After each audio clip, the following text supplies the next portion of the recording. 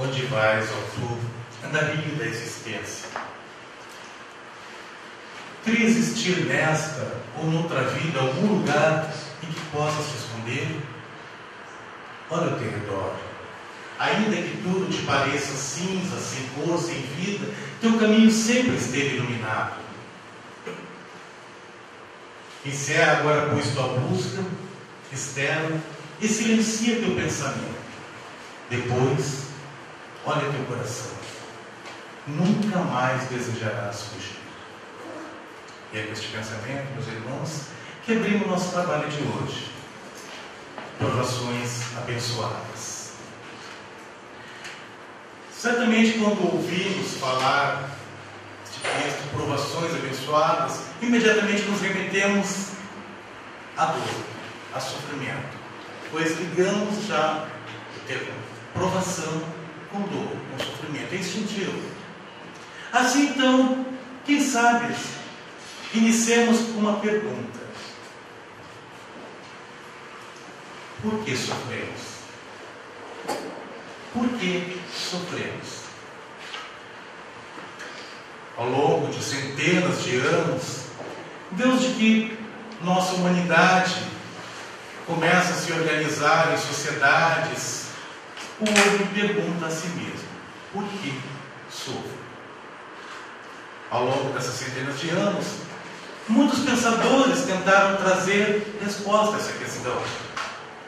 Alguns espíritos de escola, a serviço do Cristo, reencarnando para instruir a humanidade, tentaram trazer esta resposta. Entre eles, trouxemos alguns. Um deles, Siddhartha Gautama, ou Buda, assim como aprendemos a conhecê-lo, espírito de escola a serviço do Cristo, encarnado em terras do Oriente, 5 séculos antes do advento do Cristo. O Buda tenta dar uma explicação, uma resposta a essa pergunta.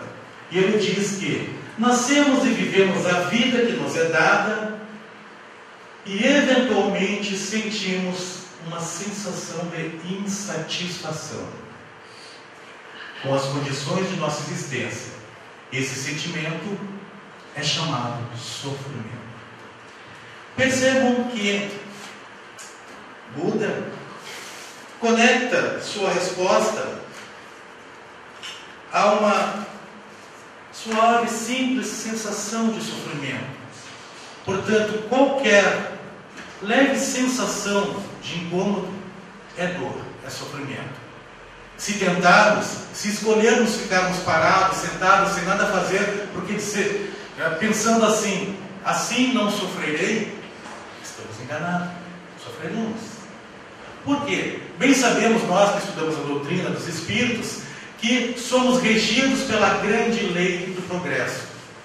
Assim, se tentarmos ficar parados, sentados, sem nada fazer, e bem sabemos que ocupamos temporariamente uma estrutura orgânica que chamamos de corpo, não demorará muito tempo para começarmos a ter dores, cânias.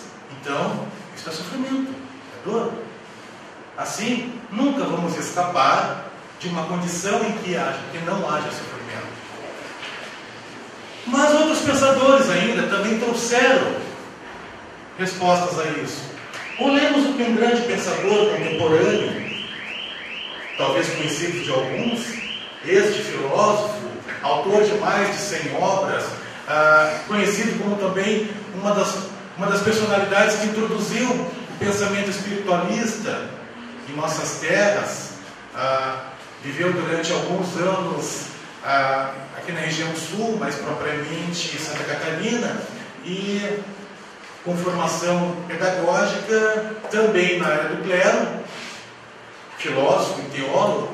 Humberto Robin diz que o sofrimento é a reação das leis cósmicas contra o pecador, ou aquele que desarmonizou essas leis cósmicas. Percebam que aqueles que têm estudado um pouco mais a doutrina espírita percebem o quanto é próximo desse nosso pensamento. Ele fala em leis cósmicas, Então, todo aquele que se desarmoniza com estas leis cósmicas sofre a reação da grande lei de causa e efeito. Portanto, Humberto Roth traz já esse pensamento, que estamos conectados e somos regidos por uma lei de harmonia e que devemos tentar primar por manter essa harmonia. Outro grande pensador, paladino, bem dizer, da harmonia, do amor ao próximo, pacifista, Mahatma Gandhi, que mostrou ao mundo que é possível vencer uma batalha, vencer uma guerra, sem levantar uma única arma. Vidas foram perdidas, é verdade, mas ele mostrou que é possível. E libertou seu povo, libertou a Índia do poderio da Inglaterra. E Mahatma Gandhi diz que ser solitário com Deus é saber procurar o Pai no silêncio do coração. E quando senti-lo plenamente, guardar a paz para depois oferecê-la aos sofredores do caminho. Percebam que Mahatma Gandhi traduz agora a sua resposta em movimento, em ação. Não há como não sofrer, mas há como minimizar o sofrimento através do trabalho com o próximo. Se eu encontrar o caminho, e como posso encontrar o caminho? Olhando para o coração, buscando a harmonia interior. Estabelecida a harmonia interior, tenho esse dever existencial, consciencial, de levá-lo ao próximo. O Cristo nos diz: ama teu próximo como a ti mesmo. Assim é que devemos proceder. Outro grande pensador, também do passado, Lao Tzu, grande filósofo Lao Tzu, conselheiro de grandes imperadores da época, diz que se querem nós, humanidade, acordar toda a humanidade, acordai a vós próprios. Se querem eliminar o sofrimento do mundo, eliminem o que é negativo e sombrio em vós próprios.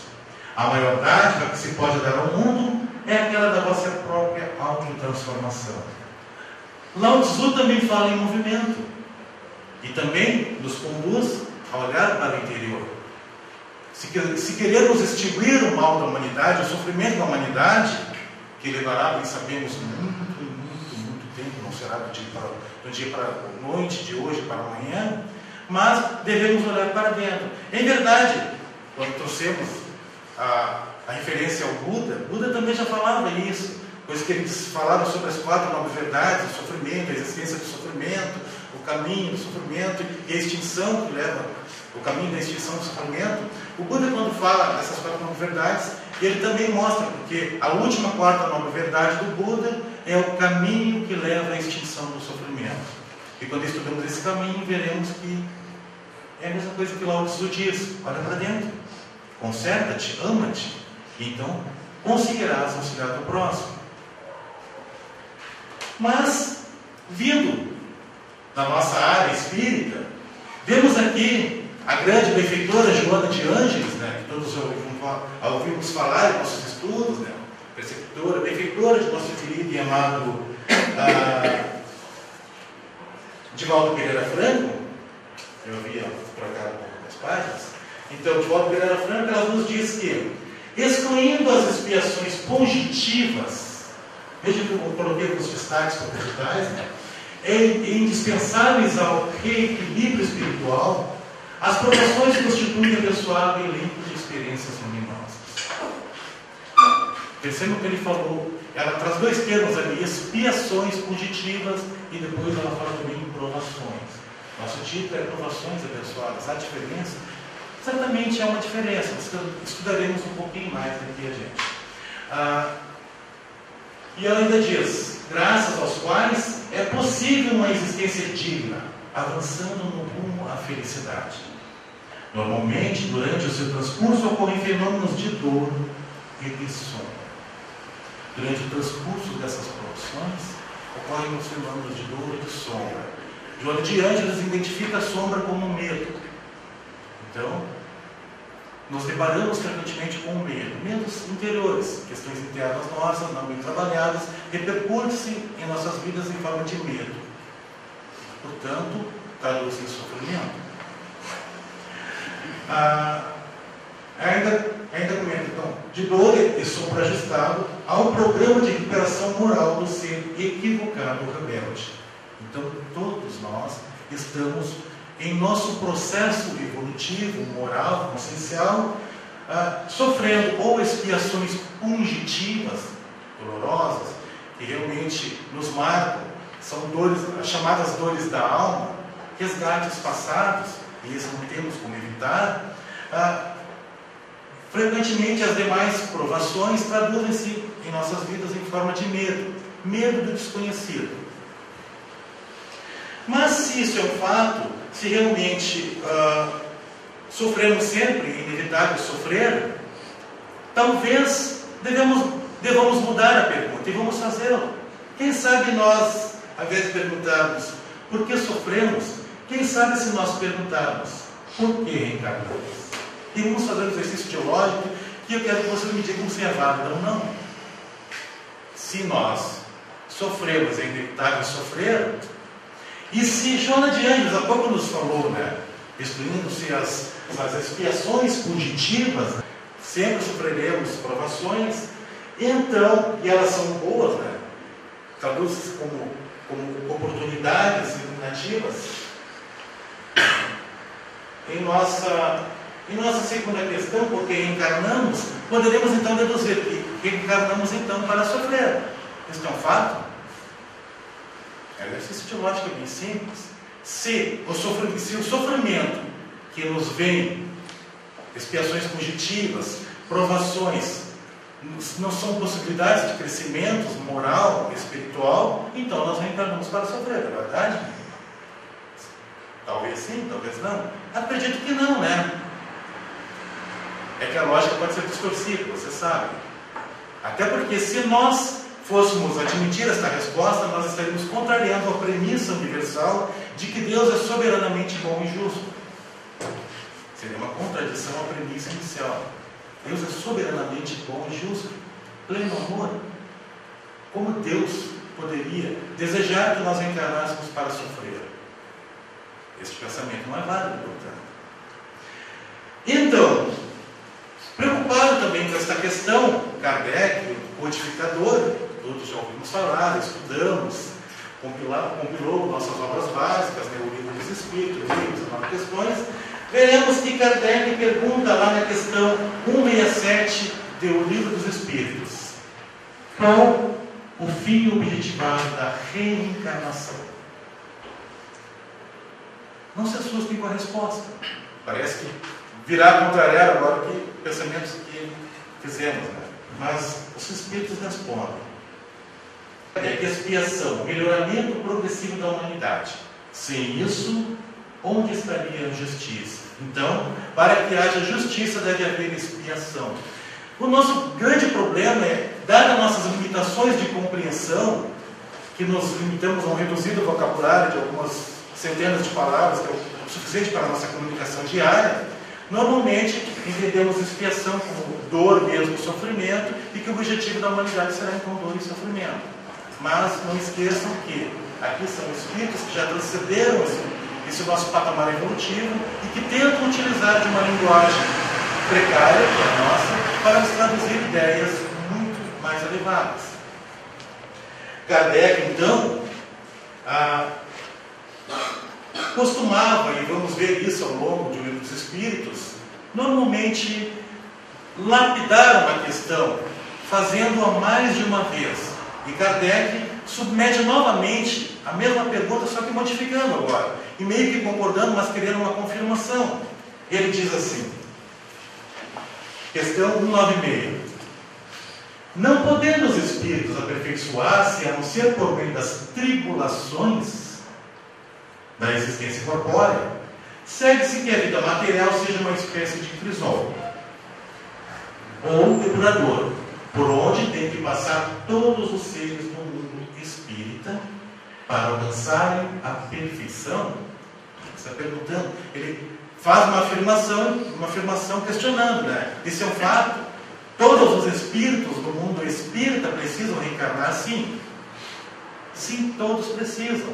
Ainda que depurados, ainda que não precisemos mais utilizar uma matéria orgânica dessa, mas não tendo atingido a perfeição, Não sendo espíritos perfeitos, estaremos no processo reencarnatório. Então, para ver como é ampla essa resposta. Não podendo, então, aperfeiçoar-se a não ser por meio das tribulações da existência.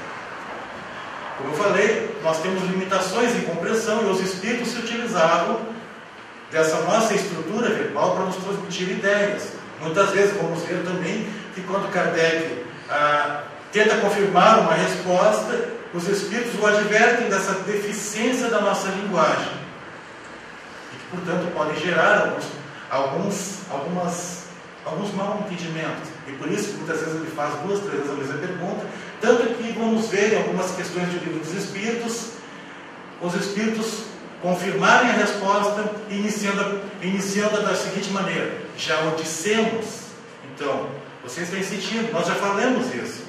Mas eles respondem amorosamente porque conhecem a deficiência e conheciam a preocupação do codificador em trazer uma informação bem lapidada para ficar livre de qualquer má interpretação.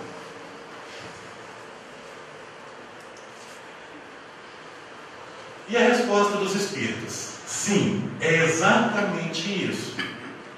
Eles se melhoram nessas provas, evitando o mal e praticando o bem. O que nos diz o Evangelho? O que nos diz o Espírito de Verdade? Espíritas, amai-vos, eis o primeiro mandamento, instruí-vos, eis o segundo. E o que diz ainda, popularmente comentamos, como é que nós conhecemos o verdadeiro espírita? O espírita é aquele que, o verdadeiro espírita se conhece pelo esforço que faz em domar suas más inclinações. Então, é uma tarefa nossa. Nós devemos nos esforçar diariamente em domar nossas más inclinações, que se dão através de ações efetivas, mas também de pensamentos, de palavras, nossos condicionamentos que nos levam justamente a, muitas vezes, expressar oralmente uma má inclinação nossa, um mau pensamento mesmo, quando Cristo nos adverte que basta pensar para estarmos pecando. Então, temos também cuidado com isso. Mas, olha só, é bastante estimulante a resposta também, interessante. Veja o que diz lá. Eles se melhoram nessas provas evitando o mal e praticando o bem. Porém, somente ao cabo de mais ou menos longo tempo. Que estimulante, realmente. Mais ou menos longo tempo. Quanto tempo? Longo tempo. Para o espírito, longo tempo. Um espírito já mais elevado, longo tempo é longo tempo. Não é longo tempo para nós. Nosso longo tempo pode ser 1 ano, 2 anos, 3 anos, 10 anos. Para aquelas consciências mais elevadas que vieram nos destruir, longo tempo é longo tempo, tenho certeza. Ou seja, algumas, como ele diz, muitas encarnações. Talvez isso soe de forma desestimulante, né? Afinal, vou desistir, não vale nem a pena tantas encarnações para conseguir um melhoramento. Mas não esqueçamos justamente o que já falamos anteriormente. São espíritos de alta hierarquia que vieram a serviço do Cristo instruir a humanidade. Eles não estavam falando para aquelas criaturas apenas encarnadas. Eles estão falando a nós, espíritos. Não importa como sejamos. O que importa é que somos consciências. E quando vemos uma instrução dessas, não devemos olhar de uma forma temporal ou limitada, mas atemporal. Pois somos imortais. Nunca morreremos. Se não der nesta vida, vai dar na... eu posso continuar próximo, e na próxima, e na próxima, e na próxima. Não desanimar nunca. Um dia atingirei esse patamar. Um dia todos nós seremos Cristos. Cristo é o Espírito mais perfeito que conhecemos, que a divindade já nos apresentou, nos possibilitou. Cristo é nosso caminho, nossa verdade, nossa vida, nosso modelo e guia. E ele mesmo dizia aos apóstolos e a todos: podeis fazer tudo aquilo que faço. Não naquele momento. Ele estava se referindo justamente a nós, espíritos imortais, que um dia atingiremos aquela condição crística. E assim como ele, diante do universo infinito, assumiremos também funções protegendo, encaminhando outras humanidades nesse universo infinito. Mas por que reencarnamos? Kardec faz uma pequena análise para tentar responder também isso, e a questão do sofrimento, por que sofremos e por que encarnamos, nesta revista. Alguns já talvez tenham ouvido falar, já tenham visto, talvez acessado.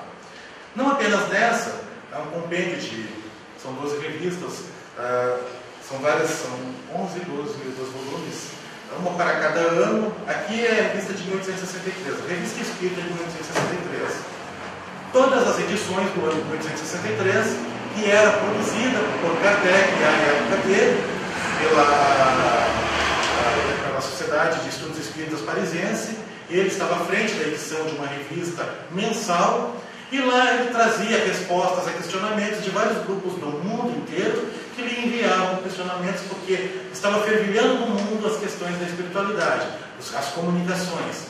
Até que um dos grupos, preocupado em discussões, no mês de setembro, ele encaminha um questionamento sobre qual a diferença, expiação ou provação, existe ou não existe. Para alguns integrantes desse grupo, talvez expiação só poderia acontecer após o desencarne. Portanto, erramos, desencarnados, aquilo que a tradicional igreja fala, vamos lá responder por nossos pecados, então, ou seja, só depois da morte. Alguns integrantes desse grupo concordavam um pouco com essa ideia de que a expiação, este responder aos nossos pecados, só poderia acontecer após a morte física. Outros, entretanto, não concordavam. Não. Vivemos num mundo de provas e expiações, com muita dor e sofrimento, expiação acontece aqui mesmo.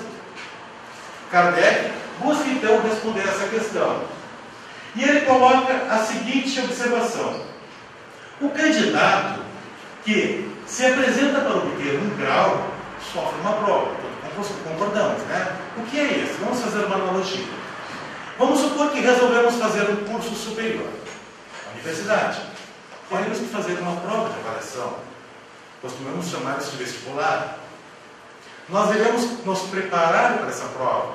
Alguns farão cursinhos, outros vão encarar na coragem mesmo.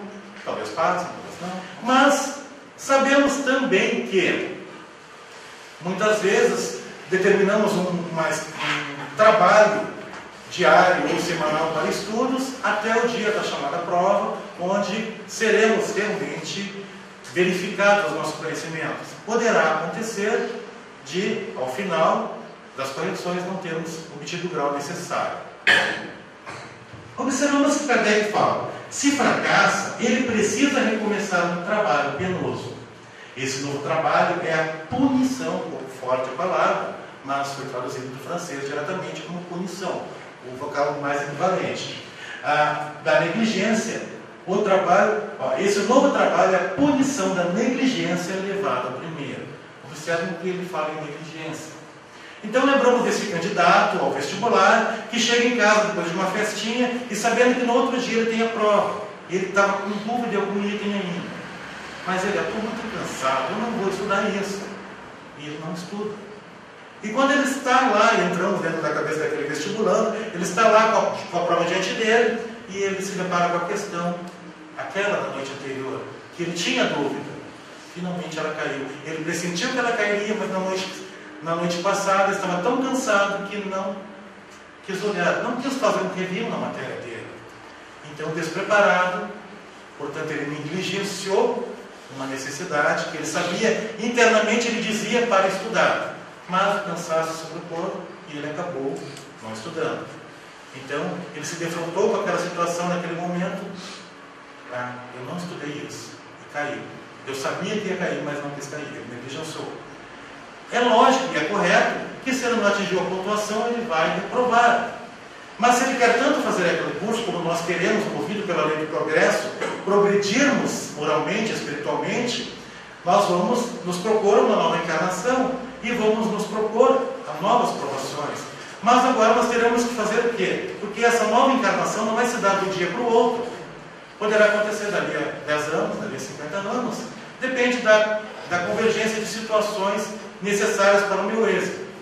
Mas, o que acontece? Quando eu reencarno, eu tenho que reestudar tudo novamente, porque eu não lembro mais de muita coisa. E isto é dor, é sofrimento. Isso ele chama de expiação. Assim, a expiação está relacionada ao passado provação ao futuro. Vimos lá que Joana faz uma referência à dor, ao medo, né, à sombra. Então, provação mesmo, o sofrimento que está envolvido com a provação é o sofrimento do medo, com base nos nossos condicionamentos do passado. Temos medo de fracassar, então sofremos. Então, mas não é um medo real, porque diferente de uma expiação que foi um fato, ocorreu realmente, eu tenho que ter um reajuste, o medo advindo da aprovação é criação nossa.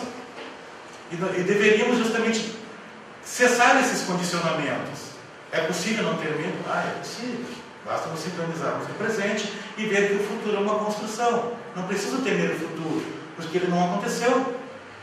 Mas eu posso fazer com que ele comece a acontecer na minha mente, presumindo situações que não são reais. Eu posso ver um futuro que não existe, por isso eu vou sofrer. E por que as nossas provações são abençoadas? Justamente porque são nossas oportunidades, justamente de olhar essas situações. Que os sofrimentos que eu vivo, geralmente, são criações minhas, são condicionamentos meus e não são reais. Mas Kardec conclui essa revista de setembro de 1863 com o seguinte pensamento: as misérias da terra são, pois, expiação, por seu lado efetivo e material, tá? E as provas por suas consequências morais.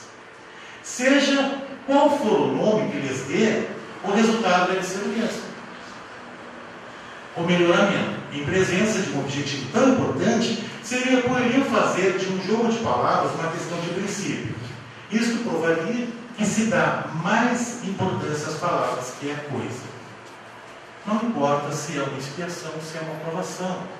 Muitas vezes aprendemos por uma questão didática, aprendemos assim, então expiação, quando Deus colocou um exemplo, é passado, provação é futuro. O que importa é o objetivo, é o melhoramento do ser. Então não vamos discutir sexo de anjo, se isso é passado, se é futuro, se a dor que eu estou sofrendo foi por algo que plantei no passado. Muitas vezes é comum dizermos isso, né? Devo ter tirado a pedra da cruz, normalmente a gente brinca assim, né? Eu fiz algo de muito errado. Para mim viver a miséria que eu estou vivendo hoje, desempregado, sem dinheiro para pagar conta, eu devo ter rasgado o dinheiro e joguei fora. Só pode. Então estou sendo pior, punido, né? Conclusão nefasta, estou sendo punido por Deus. Contraria aquela premissa de Deus absolutamente bom e justo. Então vejam bem, é importante que nós tenhamos para nós essa percepção. A dor que eu sofro não interessa. Tem que parar de olhar para trás nesse sentido de que eu feri alguém, eu machuquei alguém, ou então, estou sendo punido. Não. Eu estou recebendo oportunidades diárias de crescimento. Olhamos pelo lado objetivo da coisa, o lado otimista da vida. Esse é o propósito da existência, o otimismo. Se pegarmos um copo d'água e perguntarmos, com água até a metade, perguntarmos para um otimista e para um pessimista, como é que você vê isso? Temos água para nós dois? O pessimista dirá assim, não, só tem meio copo d'água, isso aqui só eu tomo e ainda vou ficar com sede. Precisamos de um copo cheio. O otimista vai dizer, que bom, nós temos meio copo d'água, podemos dividir, né? O que mudou? A água é mesmo. Seguramente, com esse pensamento otimista, eu vou ter menos sede. Porque se eu me condicionar organicamente de que aquela água é pouca, eu vou condicionar a minha necessidade de água e vou querer mais água e a água termina e eu fico com sede. Então, nós podemos isso para nossas vidas. Vamos entender um pouco melhor, olhando para esse pequeno gráfico. Por que reencarnamos? Vejam bem, havíamos falado aqui rapidamente em planejamento, né? Todos nós passamos por planejamentos. Se estamos aqui hoje, é porque planejamos. Se estamos estudando a doutrina espírita nesta casa, faz parte dos nossos planejamentos. Isso não foi assim por acaso. E se nos afastarmos por uma questão ou outra familiar e voltarmos daqui a 10 anos, pode ter certeza que também isso estava nas nossas programações. Não que nos afastaríamos, mas que teríamos que passar por decisão muito séria e que talvez falhássemos, talvez achássemos que para resolver os problemas eu teria que me afastar da casa espírita. Mas estava lá na nossa programação que viveríamos uma prova, ou seja, no futuro, algo que vai nos provar a nossa persistência. Livre-arbítrio, ele sempre está dentro da equação. Não podemos dissociar o livre-arbítrio da equação planejamento reencarnatório. Assim, vejam bem, falamos há pouco em provações expiatórias e em provações não expiatórias. As expiatórias são aquelas fugitivas, dolorosas, nossos resgates de passados, olhando para aquele modelo mais didático que a gente estudou. E as não expiatórias têm a função de nos provar os nossos conhecimentos. Porque quando voltamos à espiritualidade, vocês bem sabem que não ficamos lá parados, inerte. Lá nós estudamos, né? Nós estudamos a teoria da existência, a teoria da vida, como devemos nos portar para conseguirmos dar continuidade ao nosso progresso moral, nosso progresso espiritual. Mas não adianta apenas estudar a teoria, nós temos que vir para a prática. E a prática está aqui. E por isso somos provados. Então, só que o que acontece muitas vezes com relação às nossas provações expiatórias?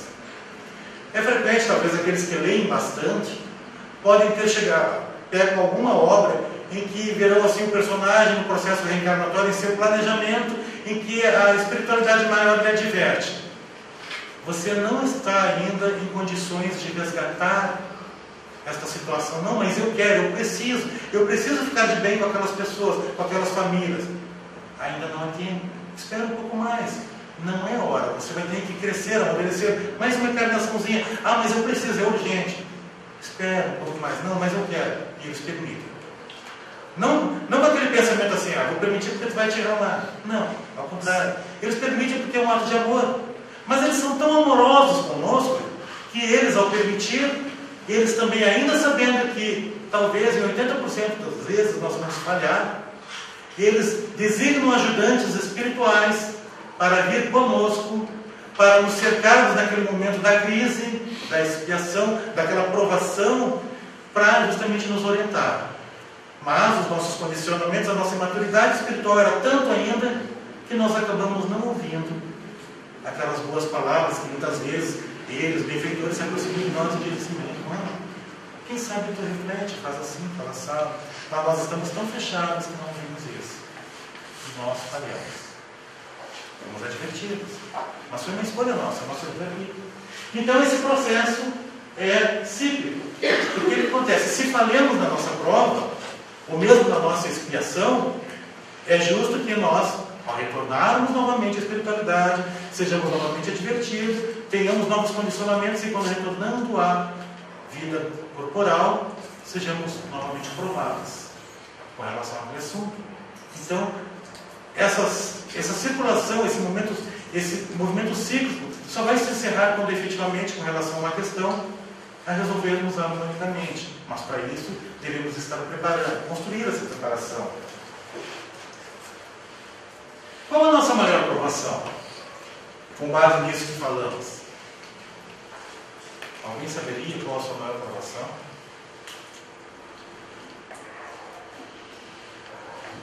Tentemos entender o significado da palavra provação. Prova mais ação. Então, não existe provação estática. Não posso me sentar aqui e dizer que não vou fazer mais nada, vou passar inerte. Assim eu não cometo erros e passo minhas provações. Não. Provação, ação mais prova. Ou seja, só acontece em movimento. É dinâmico. A aprovação só vai acontecer se eu me movimentar. E não é sozinho. Ela só vai acontecer de uma interação. O dicionário diz o seguinte: que provação é uma ação ou meio de pôr à prova a constância, a resignação, a virtude. Portanto, se há dificuldades, eu tenho que resignar-me, mas tem que ser constante, tem que ser efetivo, tem que ter um planejamento. Isso vai determinar o meu desempenho e a eficácia e o resultado final da minha aprovação quanto à minha aprovação na minha aprovação. Podemos dizer então que a nossa maior aprovação é o trabalho sobre si mesmo. Olha o que colocamos lá. É um movimento dinâmico, portanto interativo e probatório, cujo propósito é o crescimento do próprio ser.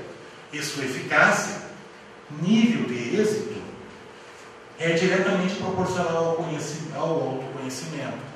O que é isso? É reforma íntima, né? Tanto falamos isso na doutrina espírita. Busca a tua reforma íntima. Não deixe para amanhã, faça isso hoje. Por quê? Talvez possamos pensar assim: ah, mas então primeiro eu tenho que fazer uma reforma íntima para depois vencer as minhas provações, as minhas dificuldades. Não. Isso é um movimento dinâmico. Quanto mais eu trabalhar, concomitantemente eu estiver trabalhando, as coisas já estão acontecendo. Eu não preciso fazer toda uma reforma para depois ter efeitos na minha vida. Basta eu pensar já em mudar a atitude e as coisas começam a acontecer. Aquela história do universo concorre em meu favor. Mas também poderá concorrer contra mim se eu não pensar assim, né? No sentido que se eu não alimentar pensamentos de harmonia, pensamentos bons, também eu vou estar em desarmonia com as leis do universo.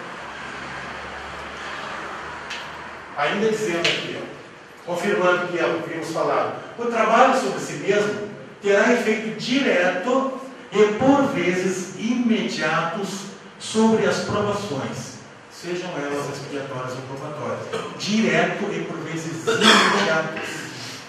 Então, não preciso esperar realmente. Mas quando eu começo, pense nisso, mude a minha atitude perante a vida, as coisas já começam a mudar. De repente você acorda de manhã já, em vez de fazer aquela cara de que, mais um dia, olha para a tua imagem, que coisa mais linda, sabe? Isso não é bobagem, não. Olha para o seu próprio rosto, não importa se está amassado, com o cabelo amassado, aquela cara de sono com rebelinha no olho. Olhe e sorri para aquela imagem, porque aquela imagem é a tua imagem, é esse presente divino que Deus lhe deu, que lhe permitiu encarnar. Você sabe quantos espíritos tem como nós, circundando a Terra? Somando aqueles encarnados, Emmanuel disse a Chico que gera em torno de 27 bilhões de espíritos. A nossa população atualmente encarnada no mundo é cerca de 7,5 a 8 bilhões quase de habitantes. Portanto, é uma relação de 3 para 1 aí, né? Quase 4 para 1. 3 para 1 vestibular. Nós conseguimos a vaga. Outros 3 não conseguiram. Temos motivo suficiente, ainda mais lembrando que se eu não aproveitar essa oportunidade, a minha volta aqui talvez não seja daqui a 5 anos ou 10 anos. Talvez demore bem mais. A gente sabe da literatura espírita de espíritos que levam mais de 100 anos para retomar de novo ao plano terrestre. Justamente porque as condições deveriam estar propícias para que ele possa ver e ter êxitos em suas provações ou expiações.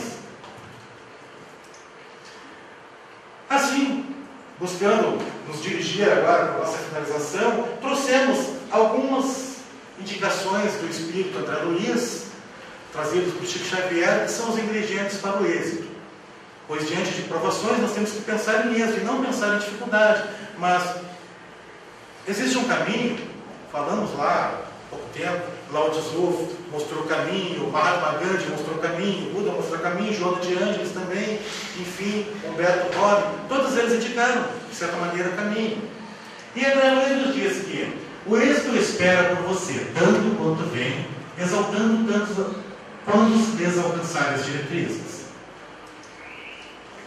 André Luiz ainda diz que largue qualquer sombra do passado, medos relacionados ao nosso passado, às pendências, ao chão do tempo, como a árvore que lança de si as folhas mortas. Você já viu uma árvore radiante, com folhas verdes e galhos lindos e flores, também com folhas mortas penduradas? Normalmente não, né? Elas caem, vão para o chão, viram adubo, até acabam fortalecendo a raiz. Não se detenha diante da oportunidade de servir.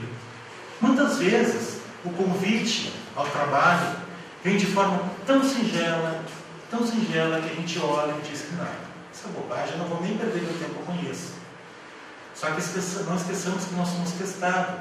E se nós não conseguimos nos empenhar num serviço, numa oportunidade tão singela, tão simples, que dirá um serviço mais desafiador, é uma porta de entrada muitas vezes.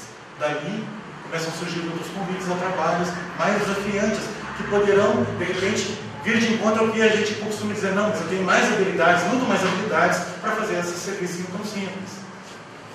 Mas tudo começa ali. Mobilize o pensamento para criar vida.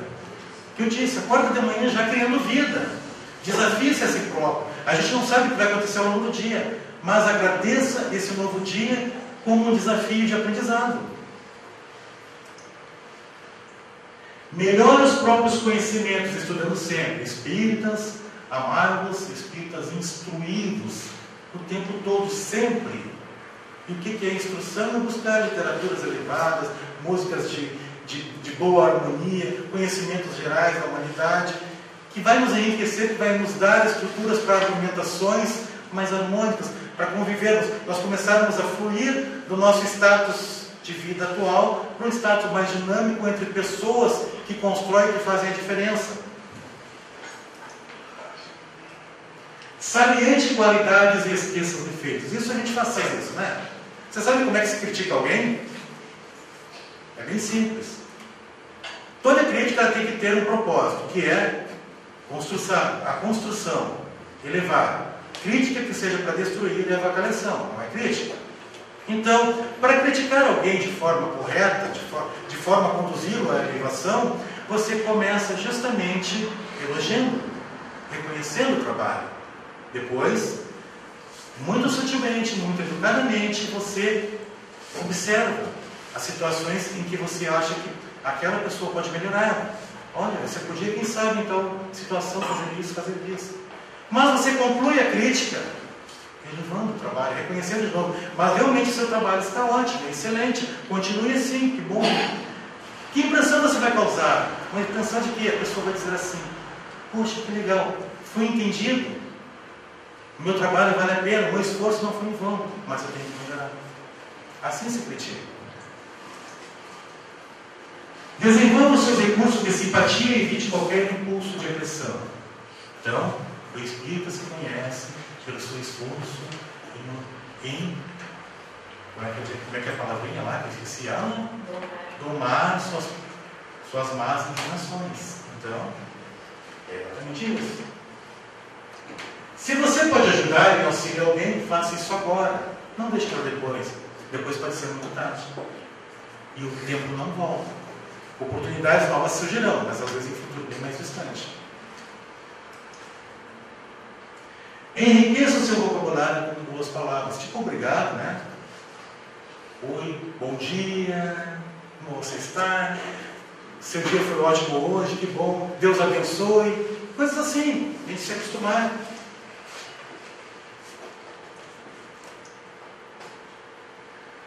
Aprendendo a escutar, você saberá compreender. Por isso nós temos 2 ouvidos e uma boca.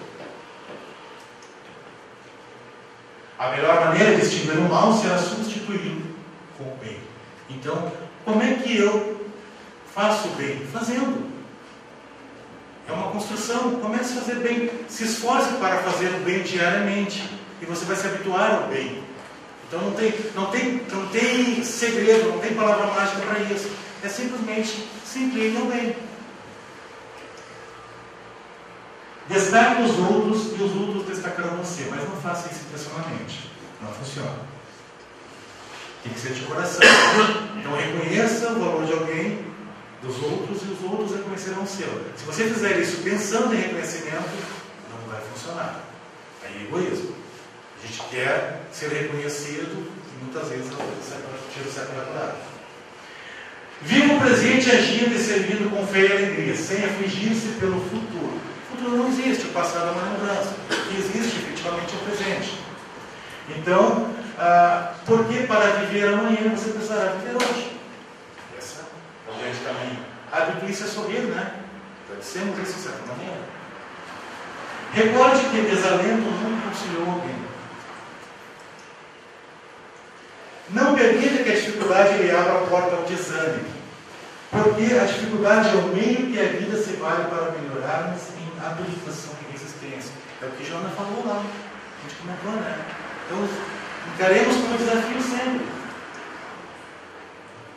Ampare-se amparando os outros. Então, paremos de olhar para o próprio umbigo. Outros sofrem muito mais do que nós. Então, vamos amparar os outros e automaticamente estaremos nos amparando.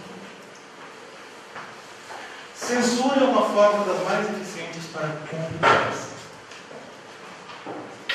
Finalizando. Abençoe a vida e todos os recursos da onde você estiver. Não importa o quão pouco ou parco sejam os recursos. Abençoe. Agradeça. Hoje a feira foi pouca, consegui. Vamos comer só um arrozinho com feijão, que bom. Ou então só um arrozinho. Que ótimo. Então, aprendamos a fazer isso. Nunca desconsidere o valor da sua dose de solidão. Isso é importante. Muitas vezes nós não aprendemos ainda a ficar conosco, né? É importante ouvir a voz do silêncio, porque é na voz do silêncio que nós consigamos enxergar o caminho para o amanhã.